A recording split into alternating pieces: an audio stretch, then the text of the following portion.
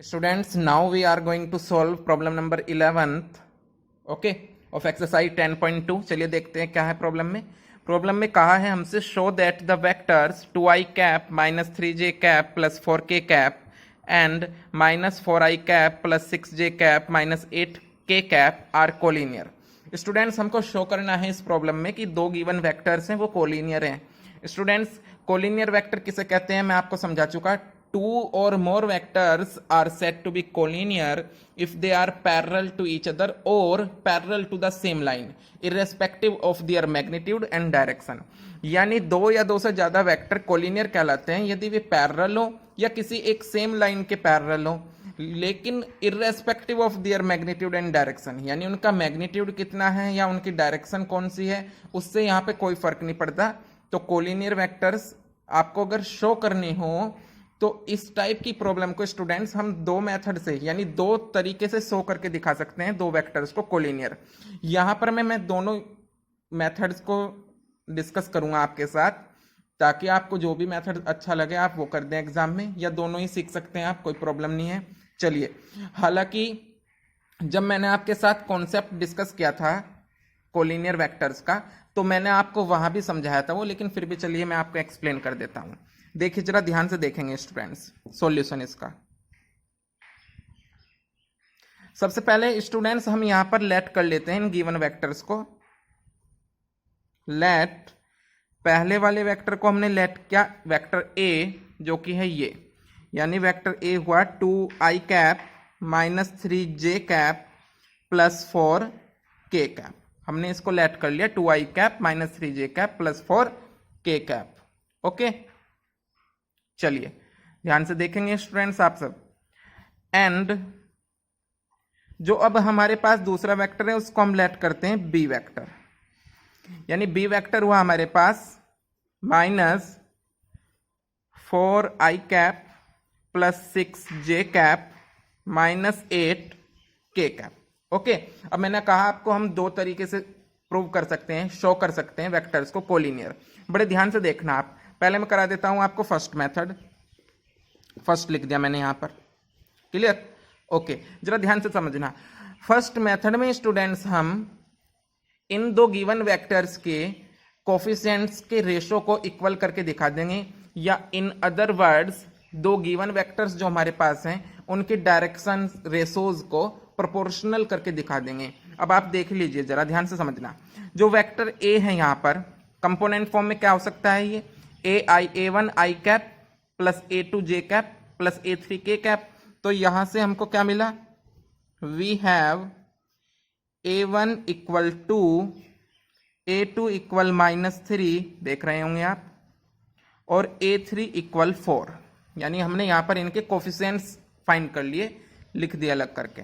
और दूसरा वेक्टर जो हमारे पास है बी वेक्टर, उसमें क्या होगा, b1i cap plus b2j cap plus b3k cap components के फॉर्म में। तो यहां से हमको मिल जाता है b1 minus 4k equal, b2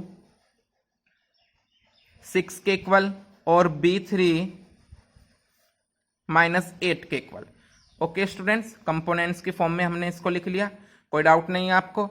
okay, अगर ज्यादा डाउट है तो एक बार आप वहां पर कॉन्सेप्ट वाली वीडियो जाकर देख लीजिए और भी क्लियरिटी आ जाएगी आपको, अदरवाइज मैं बिल्कुल एक्सप्लेन कर ही रहा हूं आपको डिटेल में।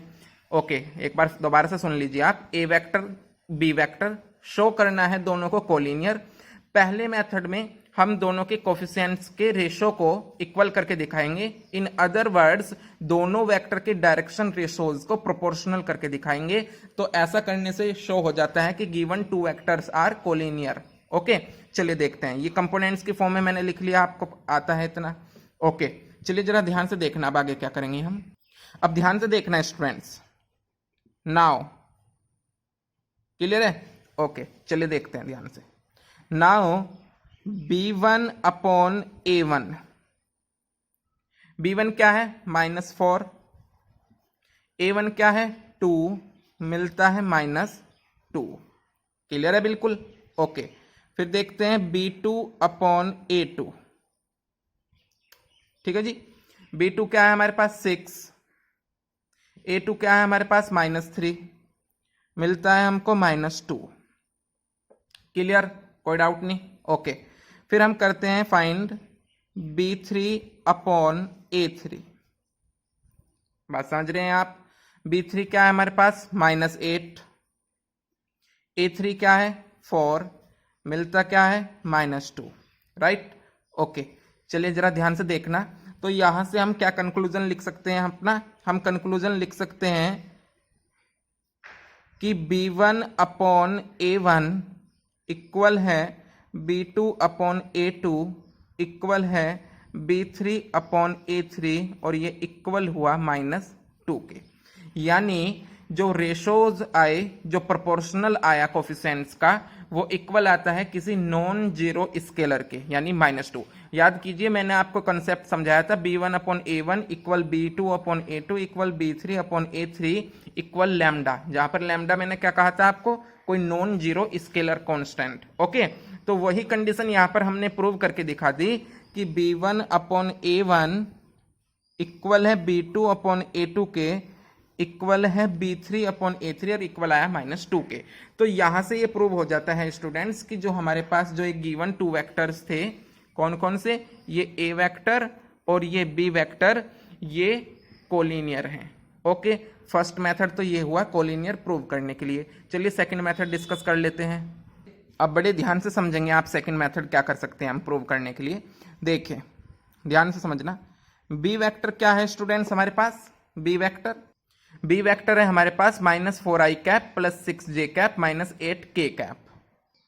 तो हम लिख देंगे B वेक्टर को -4i cap plus 6j cap minus 8k cap. Okay, दोनों मेथड मैंने कॉन्सेप्ट में डिस्कस किए थे, समझाया था आपको, उन्हीं को ही अप्लाई किया है हमने। ये भी समझाया था आपको, ये वाली कंडीशन और ये वाली भी। अब जरा देख लीजिए, लेकिन इसको भी सॉल्यूशन करते समय कैसे करेंगे। B वेक्टर इक्वल, इस पूरे वेक्टर से हम क्या कॉमन ले सकते हैं? -2। अगर हम यहां से -2 कॉमन ले स्टूडेंट्स, तो यहां पर हमको मिलेगा 2i cap -3j cap plus 4k cap. क्या मिला हमको? 2i cap -3j cap plus 4k cap. Okay students, अब ये जो ब्रैकेट के अंदर वेक्टर लिखा हुआ है, जरा देखते हैं इसको क्या है। ये इक्वल है वेक्टर ए के। देखिए वेक्टर ए क्या है? 2i cap -3j cap plus 4k cap. और स्टूडेंट्स वही 2i cap -3j cap plus 4k cap bracket में है। तो इसका मतलब हम क्या कह सकते हैं? B वेक्टर इक्वल हुआ -2 A वेक्टर के। अब एक कंडीशन मैंने आपको समझाई थी, अगर आपके ध्यान हो। क्या कंडीशन? कि अगर ये वाली कंडीशन सेटिस्फाई हुई, B vector equal lambda A vector, तो हम कह सकते हैं कि both vectors, vector A and vector B are collinear. जहां पर लैम्डा क्या था? Non zero scalar. तो वही कंडीशन यहां पर हमने अप्लाई करके दिखा दी, B vector equal -2 A vector. तो इस बेसिस पर हम क्या कह सकते हैं? देयरफॉर